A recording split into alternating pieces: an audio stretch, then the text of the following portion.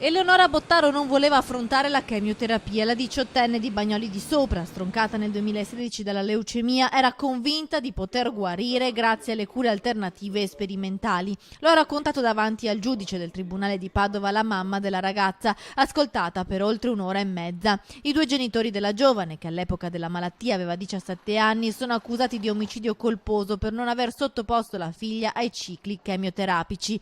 La madre però ha ribadito e difeso la volontà di Eleonora. Non voleva la chemioterapia. Se la faccio il mio corpo muore prima, avrebbe detto ai genitori, che, secondo quanto ricostruito dalla madre, avrebbero anche provato a parlare con lei della possibilità di fare la chemio. Il calvario di Eleonora era iniziato nel febbraio 2016, quando il medico di base ordinò il ricovero urgente della 17enne dopo aver visto i risultati degli esami del sangue.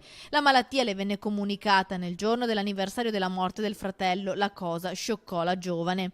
Secondo la madre, Eleonora voleva gestire il dolore senza antidolorifici e fu sempre categorica contro la chemio. Mesi durissimi per la ragazza, a cui si affiancò anche la vicenda legata alla potestà genitoriale. La morte sopraggiunse nell'agosto 2016 e per i genitori iniziò così la fase del processo.